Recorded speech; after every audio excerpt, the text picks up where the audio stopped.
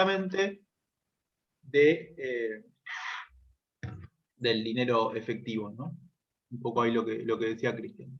Acá lo que dice el texto es, por ejemplo, el dinero en una cuenta corriente o en una caja de ahorro es más líquido que un plazo fijo, ¿no? Es decir, es de más rápido disponibilidad que para su uso. Ahí la diferencia, digo, como saben, los plazos fijos tienen establecido una fecha de vencimiento que forma parte del acuerdo, ¿no? El acuerdo que establece el sector privado, nosotros, con el banco, es para que vos me pagues una tasa de interés determinada, yo cedo el acceso a ese activo, ¿no? Cedo la liquidez de ese dinero. Y entonces el banco dice, perfecto, como vos cedés la liquidez de ese dinero, yo te doy a vos una determinada tasa de interés, ¿no?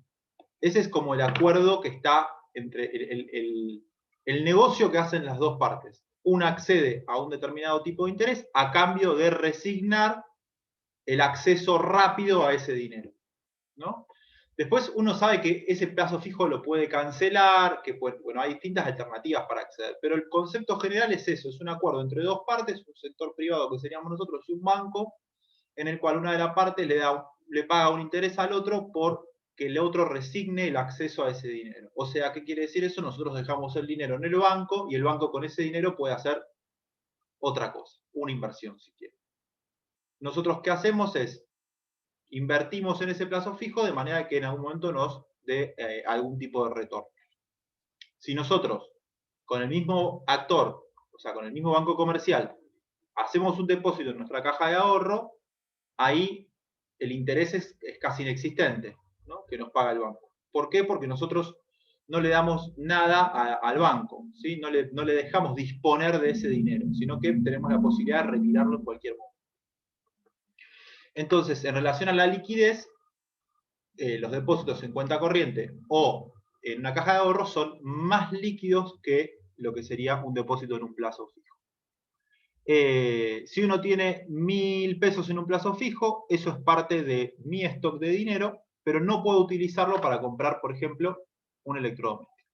Debo esperar hasta que venza el plazo fijo y recién ahí podría utilizar. A partir de esto, el Banco Central define 3 agregados monetarios, ¿sí?, que están diferenciados entre sí por el grado de liquidez que tienen.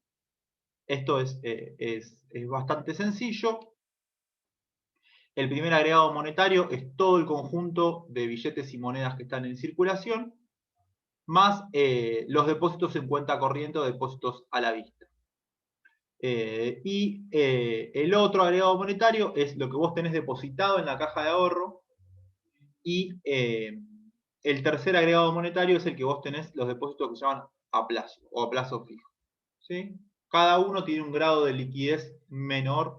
Sin embargo, de alguna manera, producto de la informatización y los sistemas con los que hoy contamos, los dos primeros, digo el M1 y el M2, están muy pegaditos, ¿sí? Porque ahora vos tenés la aplicación del banco y digo, no, el esquema que había antes de ir y retirar por el cajero y con eso pagar, hoy está simplificado no solo por la transferencia bancaria de home banking, sino directamente porque vos tenés una aplicación en el teléfono que con tu huella digital le mandás plata al que vos quieras o alternativas como Mercado Pago. Entonces, las dos primeras están cada vez más cerquita. Lo del plazo fijo es lo que explicamos recién. Sí, esto es una definición conceptual y bueno, y es importante entender que el grado de liquidez de determinada inversión o del dinero es diferente y varía un poco a partir de esto que estuvimos charlando. ¿Qué es lo que vamos a charlar un poco nosotros? Es bueno, en función de este concepto de liquidez y en función de un concepto de dinero que podamos conversar, cuáles son distintas alternativas financieras que pueden complejizar un poco este tema. Hay una diferenciación conceptual que se hace al momento de hablar de dinero, que es diferenciar el concepto de dinero del concepto de riqueza. ¿Ahí a alguno se le ocurre cuál sería la diferencia que podemos plantear en relación a por qué el dinero no es lo mismo que la riqueza? ¿Por qué tener mucho dinero no significa necesariamente tener mucha riqueza? ¿O por qué otro que tiene menos dinero podría tener más riqueza en tal caso?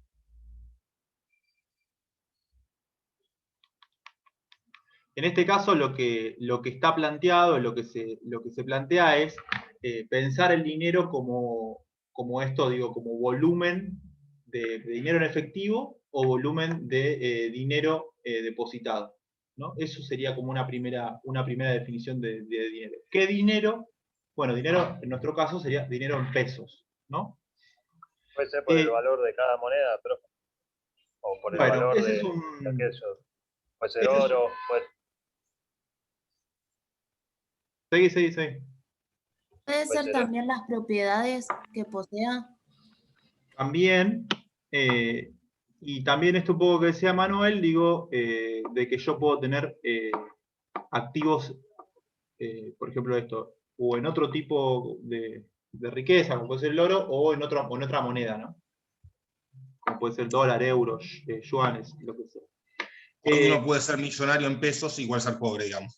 Claro, de alguna manera podría plantearse eso. Y también hay una situación que ustedes saben que a veces hay cambios directamente en la moneda nacional. Digo, en una época existían los australes, en otro momento se pasó a los pesos, y eso también tiene que ver a veces con que esa moneda como tal pierde credibilidad, pierde respaldo, entonces los gobiernos toman la decisión de cambiar esa moneda. Pero el principal elemento para esta discusión de por qué el dinero no es equivalente a la riqueza tiene que ver con que hay un valor o hay una variable que le baja el valor a ese dinero. ¿Cuál es esa variable? La inflación, ¿no? Nosotros podemos comprar y acceder a una determinada, a un determinado conjunto de bienes en un momento con una determinada cantidad de dinero, pasa el tiempo y accedemos o podemos acceder a menos cantidad de bienes con el mismo dinero, ¿no? Con los mismos pesos, en un momento determinado puedo comprar determinada cantidad de bienes, pasado el tiempo puedo comprar menos cantidad de bienes. O directamente no lo puedo comprar. Entonces, ahí hay una primera diferenciación, ahora lo vamos a ir analizando. ¿Qué es lo que plantea la Filmina? Dice, cada uno de estos tipos de dinero, que eran los que mencionábamos anteriormente, el dinero depositado en un plazo fijo, el dinero en la cuenta corriente o el dinero en efectivo en circulación, tienen sus propias características y lo que las diferencia, por un lado, es el tema de la liquidez. El problema es que no hay que confundir la riqueza con el dinero, siempre vamos a preferir acumular más riqueza, pero no necesariamente vamos a preferir acumular más dinero, era lo que decía Patricia, ¿sí? Siempre vamos a tener un interés o una visión de acumular riqueza, pero no necesariamente eso quiere decir tener más pesos guardados en una caja en mi casa, ¿no? Y tampoco necesariamente tener más pesos guardados en una caja de ahorro o más pesos guardados en un plazo fijo. Sin embargo, digo, hay una base o hay un mínimo de dinero que nosotros vamos a querer tener. ¿Cuál es ese mínimo de dinero que vamos a querer tener? Bueno, aquel que sea y que nos permita realizar el conjunto de transacciones cotidianas, ¿no? Digo, hay una partecita de todo ese dinero que a nosotros nos interesa tenerlo en la billetera porque es el que nos permite hacer un montón de transacciones cotidianas y que tiene que ver con lo que sería como una demanda constante de dinero que tenemos nosotros. Compras cotidianas, pagos de determinados servicios que los hacemos en pesos y que están clavados todo el año, como los servicios públicos, y también, digo, compras de bienes de consumo que podemos tener todos los días. Entonces, ahí tenemos, digo, una primera discusión como más armadita, que es decir, che, bueno, mira, el dinero no es lo mismo que la riqueza, hay una variable que es la inflación que le baja el valor a ese dinero. Tener mucho dinero no necesariamente quiere decir tener mucha riqueza, porque vos podés pensar en acumular riqueza en algún otro tipo de bien o en otra moneda, como planteaba Manuel.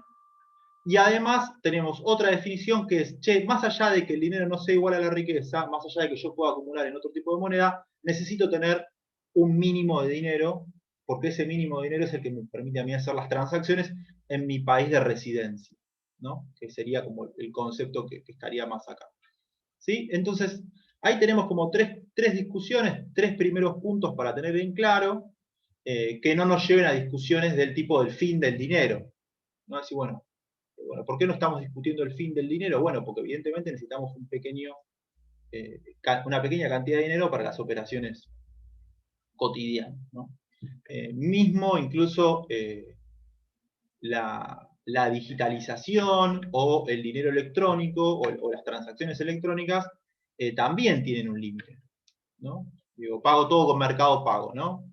Es como ahora, no, yo todo lo hago con Mercado Pago. Yo todo pago con Mercado Pago, no sé qué, todo. Bueno, eso tiene un límite, ¿sí? Porque hay algunos negocios que no aceptan Mercado Pago y porque hay algunos usuarios o privados particulares que no nos interesa incrementar nuestra cuenta de Mercado Pago, sino que nos interesa tenerla en efectivo. ¿Por qué? Bueno, cada uno tendrá sus razones.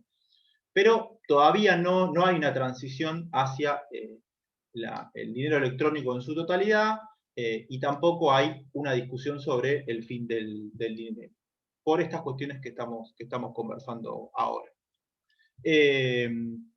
Acá está planteado esta idea, ¿no? El volumen de transacciones a realizar. Por supuesto, ese volumen de transacciones a realizar está vinculado a mi capacidad, ¿no? A mi capacidad económica y al ingreso que yo voy a tener. En función del ingreso y en función de las transacciones que nosotros realizamos, es que es difícil estimar la cantidad de dinero que circula.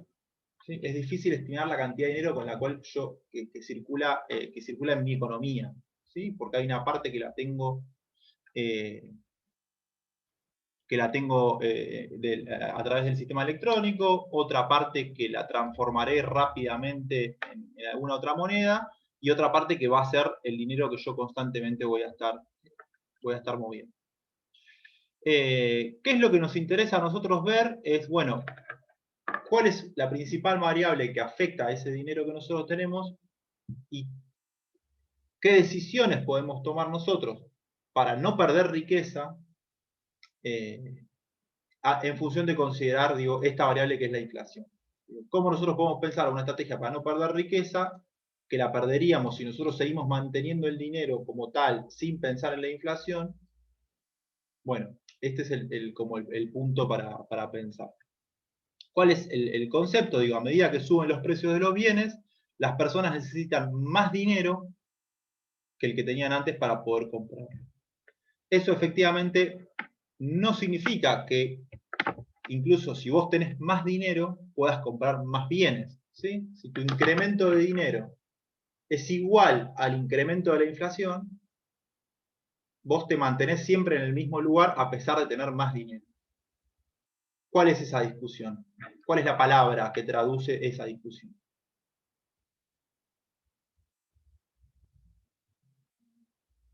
¿Cómo se rompe ese escalonamiento? La inflación, profe.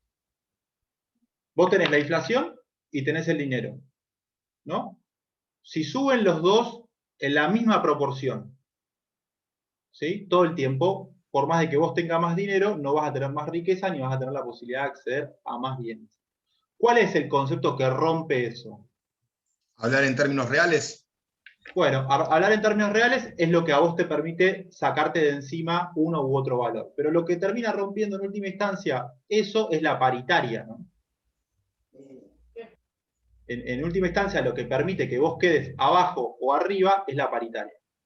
La paritaria salarial es la que a vos te pone por debajo o por encima de la inflación. Y es la que a vos te pone y te sitúa en una situación de mayor o menor riqueza. ¿Se entiende? Porque ¿qué es lo que nos define a nosotros el nivel de ingreso y nos define la cantidad de dinero que tenemos? ¿Sí? La paritaria salarial, concretamente, ¿no? Eso es lo que nos plantea la paritaria no corre de atrás, o sea, por ejemplo, hoy no están cerrando paritarias con inflación pasada. Está buenísima la pregunta. ¿A alguno se le ocurre algo en relación a lo que plantea Cristian? Es que no debería, o sea, pasa así, pero no debería ser así. Pero pasa así. Sí, porque Sí. es del año pasado, o sea, la inflación del año pasado, bueno, no sé, fue 34%, entonces, bueno, va a ser de 35 el aumento, un ejemplo. Sí, ahí digo, hay un montón de discusiones. Como las que plantea Cristian, digo. Hay sindicatos que logran paritarias por encima de la inflación del año anterior, con una discusión sobre la inflación futura, ¿no? Y logran ganarle a la inflación del año anterior. Y hay sindicatos que discuten sobre la paritaria del año discuten sobre la inflación del año anterior y aún así le ganan a la inflación de este año. ¿Sí? Pero, digo, traigo el tema de la paritaria porque me parece que es como el punto más clave para entender la diferencia entre dinero y riqueza y la relación entre el dinero y la inflación. ¿Sí? Porque es la clave. Es la discusión que tenemos todos los que trabajamos con nuestros empleadores todos los años en relación a decir, che, no quiero perder riqueza. No me quiero caer más. ¿Sí? Ese es un poco el planteo que está. Digo, quiero un aumento de mi dinero que me permita afrontar los costos de los bienes de la economía. Es eso lo que está en discusión cuando hay una paritaria. No quiero perder riqueza en relación a la que era mi riqueza original, no quiero seguirla perdiendo, porque, por ejemplo, yo acordé con vos una determinada cantidad de prestaciones de servicio que vos hoy me la estás pagando menos, en algún punto. ¿Sí? Lo dramatizo un poco para que se entienda qué es lo que está ahí en la discusión entre estos cuatro elementos, ¿no? que estamos, si es así, venimos perdiendo mal porque hace 3 años que vienen perdiendo los salarios frente a la inflación feo. La clave sería que no haya inflación, pero ante ese problema que es la inflación, una solución es esa de las paritarias, ¿no? Obviamente para la gente que está en relación de dependencia. Perfecto. El resto de los compañeros más o menos lo entienden. Priscila, Patricia, Brenda, Matías. Sí, profe. Ailén. ¿Se entendió? En nuestro caso, por ejemplo, En nuestro caso, me escuchaba todo el eco. En caso, por ejemplo, cobramos recién el aumento, nos cuotas, y recién lo cobramos en septiembre, tenemos todo el aumento, o sea, cuando la inflación ya prácticamente nos comió el aumento. Así que es como una igualación.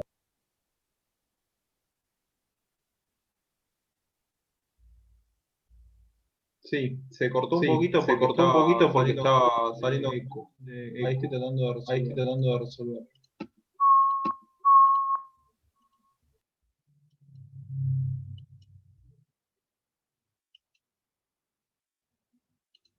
Es como que a algunos compañeros les hace eco y otros.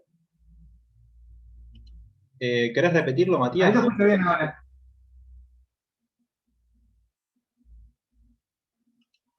En mi caso,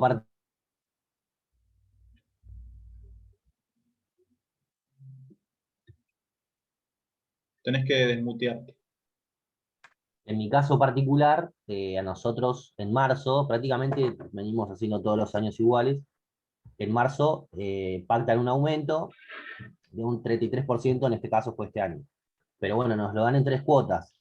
La primera cuota, bueno, ya la cobramos en mayo, por ejemplo. Y la última, de 11% cada cuota, la cobramos en septiembre recién.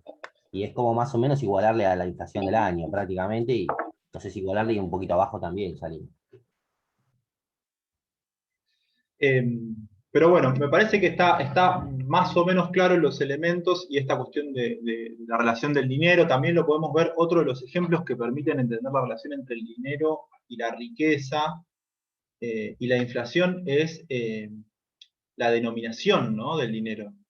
Nosotros, yo digo, 3 años atrás, vos tenías billetes de 100 pesos en la billetera y eso te daba una capacidad de adquisición determinada ese día. Salías a la mañana con, no sé, 300 pesos en la billetera y eso, no sé, te permitía, digo algo, ¿no? Pagar el transporte público, almorzar y, no sé, comprarte algo más. Entonces, hoy nosotros sabemos que esos 300 pesos tienen un valor adquisitivo mucho menor y hay, por ejemplo, 2 billetes nuevos, ¿no? Que hace 4 años no había. Billete de 500 y billete de 1000. Entonces ahora cuando vos ves mucho de 100 ya no te emocionás, cuando ves mucho más de los naranjitas, ahí como que te despertás. Digo, eso también muestra, digo, que vos vayas generando cada vez más denominación, más alta denominación de la moneda, tiene que ver con esta discusión. ¿Sí? ¿Se entiende? Hay como varios puntos de donde mirarlo, a todos nos cierra qué es lo que está pasando, básicamente, ¿no? Seguimos un poquito más.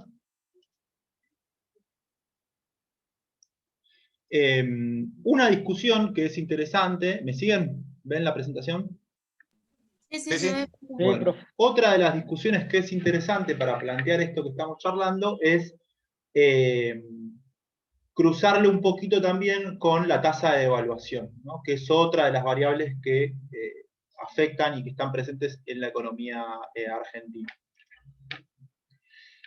Esa tasa de evaluación también nos va a dar una noción sobre nuestra riqueza y sobre qué está pasando con nuestro dinero en efectivo en pesos en relación a otro tipo de activos en los cuales yo podría conservar o intentar conservar mi riqueza.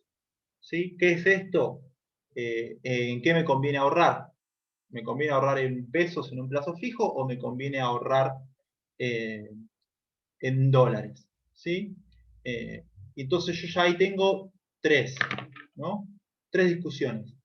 La tasa de inflación, la tasa de interés en pesos y la tasa de devaluación.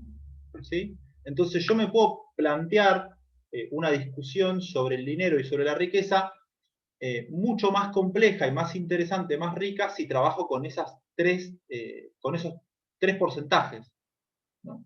Y puedo ir viendo, sí, mira, a ver, este mes, con mi sueldo, bueno, en relación a la tasa de evaluación, tal cosa, en relación a la tasa de inflación, tal otro. ¿Sí? Mis ahorros en pesos en relación a la inflación y en relación a la tasa de evaluación. Yo lo que pregunto es, un año en el cual hubo una inflación del 30%, no estoy hablando de un ejemplo concreto, ¿no? Suponiendo, un año donde hubo una inflación del 30%, y yo puse mi dinero en efectivo en un plazo fijo que me paga una tasa de interés anual del 30%. ¿Qué logré cuando finalizó ese año?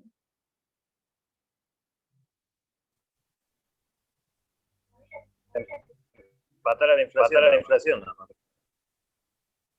Conceptualmente, bajarlo conceptualmente a lo que estamos hablando ahora. Tu capacidad de compra, digamos.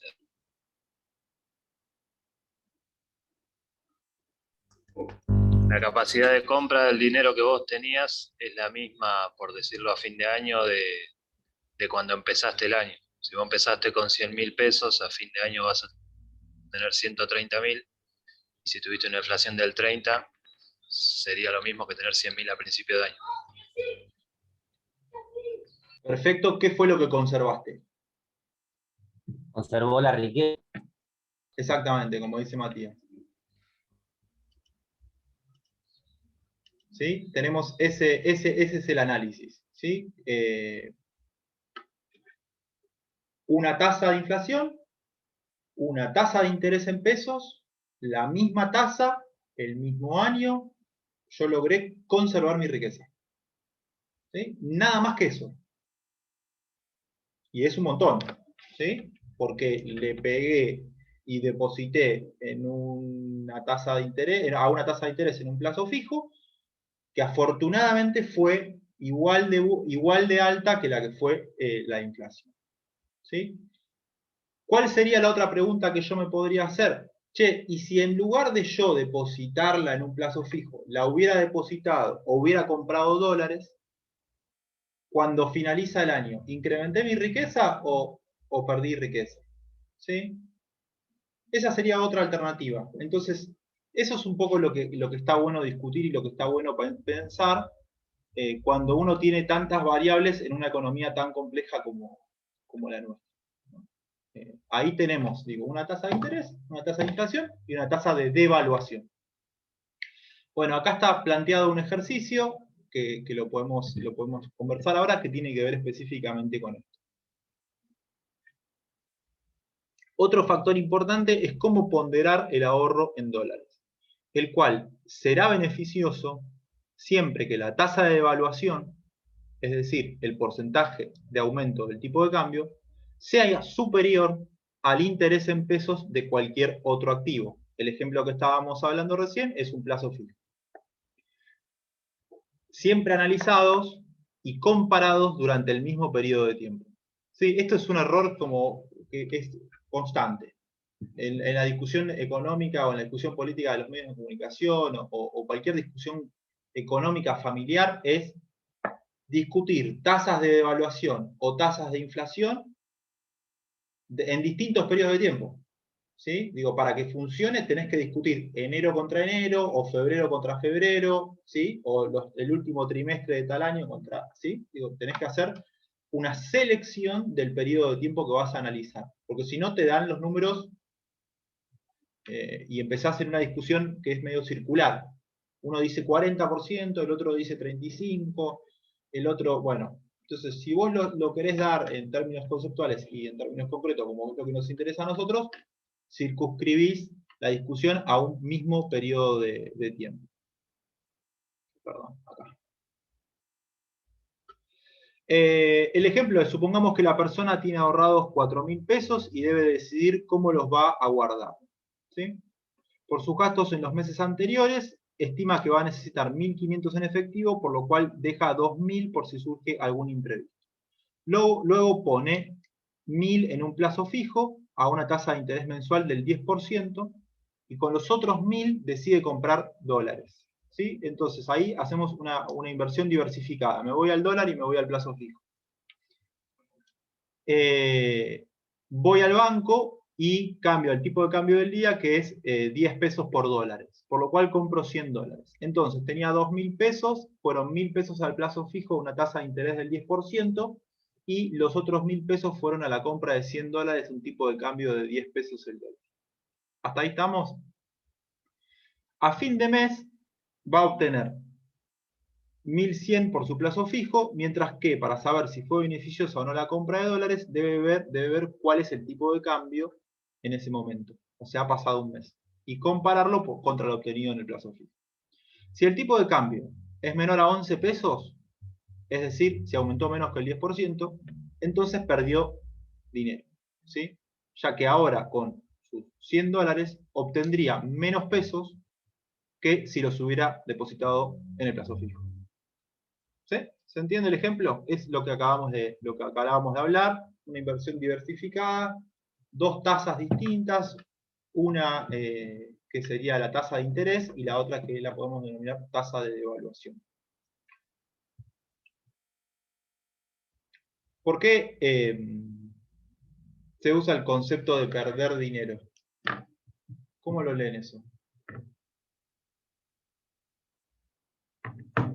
Y porque la plata que tengamos va a valer mucho menos. Sí, hay una idea, Matías, que es te perdiste de ganar. ¿Sí? Ese es un concepto financiero. Porque yo no perdí dinero. Concretamente, yo puse 1.000 pesos, compré 100 dólares, pasó el mes, no hubo variación en el tipo de cambio, me dan los 1.000 pesos. No perdí dinero. Lo que es el concepto financiero es me perdí de ganar, o sea, perdí la posibilidad de ganar. ¿Se entiende? El costo de oportunidad. Sí, un costo de oportunidad o, digo, perdí contra, sería la otra forma. Perdí contra la inflación, perdí contra el dólar, perdí contra el Bitcoin, perdí contra las acciones de tal. Digo, el activo que vos elijas para comparar tu decisión financiera es el que te va a dar alguna noción de cómo te está yendo, ¿no? Que es una de las preguntas la más importante. Entonces, acá digo, el ejemplo dice, bueno, perdí dinero. Bueno, pero en realidad no es que perdí dinero, no es que, excepto que la devaluación esté por debajo de 10 pesos, o sea, que se haya sobrevaluado la moneda y con 9 pesos compre un dólar, ahí sí perdería dinero efectivamente. El concepto de perdí dinero es ese, más pensémoslo como perdí de ganar, ¿sí? O perdí contra. ¿Sí? El que más escuchamos nosotros es los salarios perdieron contra la inflación. Pero bueno, financieramente lo puedo hacer contra, los salarios perdieron contra el dólar. ¿Sí? Digo, el que quiera dar la discusión más en ese plano de la dolarización de la economía o de la importancia del dólar en la economía, puede ir por ese lado. Pero bueno, nada, está planteado esto, me parece que se entiende de qué estamos hablando, del concepto de riqueza, del concepto de dinero, del concepto de tasa de evaluación, tasa de interés y cómo juegan un poquito las paritarias en ese plano. Acá, bueno, el contraejemplo, digo, si el tipo de cambio superara los 11 pesos, mi inversión en dólares fue mejor que la inversión que hice en el plazo fijo. Entonces, el ahorro en dólares va a ser beneficioso siempre que la